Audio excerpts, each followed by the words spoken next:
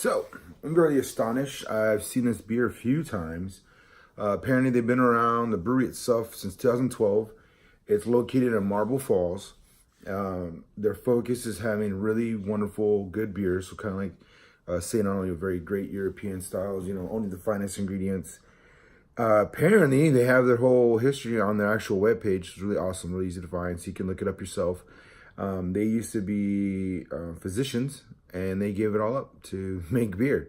But the focus on it, what was different, is that it's made to help the world. So they do charity events, charitable things, anything that's focused around charity and helping, and which is really amazing. It's really nice, And so you can look on the website, see what they support, what they do and all that.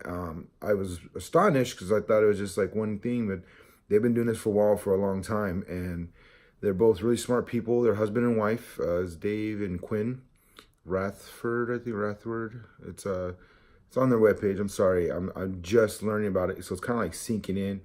It's very intense and very inspiring and awing. It's for 100% philanthropic. I sound like an idiot right now, but the point of it is like it's for a cause, it's for a purpose. They're not just, oh, I love beer, let's make it. It's like, hey, I love beer and I want to do this, so we're gonna use the beer to help us accomplish those things, and that's pretty cool.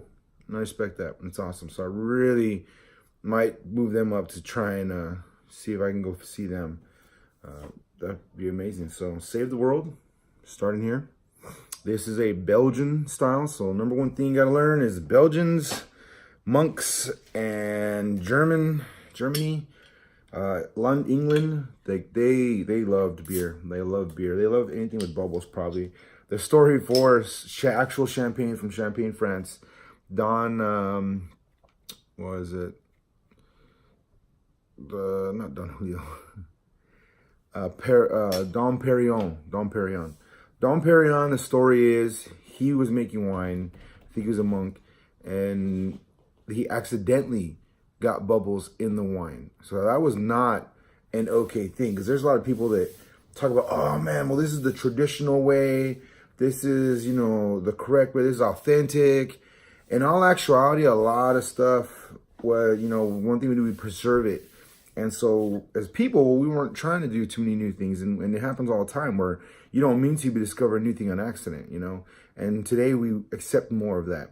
So Dom Perignon, he accidentally got bubbles. It tried to reverse the process, was unable to do that, didn't know what to do with it. Instead of chunking it, he got a hold of some Englishmen that were willing to buy it and told them it was amazing. And fucking the best part of it is they loved it. So we actually have to thank the French for making it and the English for being brave enough to take it all and drink it and go, hey man, I love that. That's amazing. So now champagne has come from Champagne, France, period. End of story. There's no other way around it.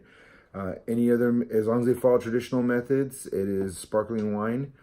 And they can cheat and just inject CO2. So if you're looking at something cheap, I'd really recommend making sure they don't inject CO2 in it, because it will give you a mean headache. If you don't feel it when you're younger, you feel it when you're older. It's horrible. So enough of that side babbling. Let's see what they got in their pail. They describe it in the back. It's subtle aromas of toasted malts, floral hops, medium body, ales, delicious balance, lightly toasted malt with the fruity etzer, and slight spiciness arising from the yeast and the hops with a clean, dry finish. Let's see what they got. Oh, they did. Oh, they toasted it. So when you toast the malts, the grain, you can definitely change the color of the beer. You can get black beer, brown beer, Auburn beer. And even though it's a pale, that is magnificent. It's a beautiful color. It smells, so the yeast they use, I guess they get more high quality yeast. So since Belgium and Germany they have a lot of the older strains. So they use them still, like they keep them up to date. They're prized, So once you had beers from there like that, you can literally be, oh man, it smells like Belgium. Oh, it smells like Germany. Well, it's just the yeast, and it's probably the grains, because they'll probably get some of the grains from them too. But it's just the way they're treated, and it just has a distinct, beautiful, sweet, lively, can't pin the word on it. Just, it's vibrant, and then the yeast just makes it subtly sweet. So a lot of Belgian beers, you'll get a lot of that yeast. Man, it almost, it is. If you would have never told me, if I would have never known this was a pale, I wouldn't know what beer this is. I would think it was like an amber or something. So it has that beautiful hops, but definitely the caramel and the malt, like that, just it's there, and it's beautiful. It's like you had butter, but you needed something else, and you got toasted bread. Boom, there's a toastiness. Like it finishes it and brings it together.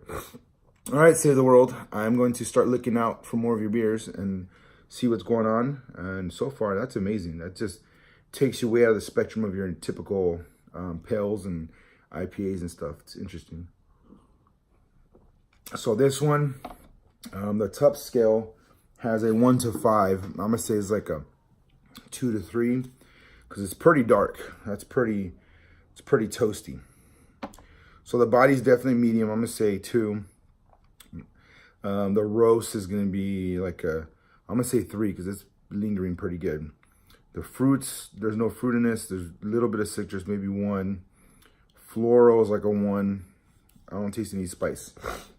All right, and it does not tell me the alcohol in it. It does. Yep, it's 5.2. So it's a good and casual beer. Anything around 5 is your everyday lagers, box, things like that, usually. And so this is a good casual beer. So if you like it, you want to enjoy it, and you want to be able to get up and do stuff the next day, here's your beer. Save the world, one beer at a time. That is their slogan. Beautiful. Enjoy that one. Have a good night. Subscribe, like, and take care.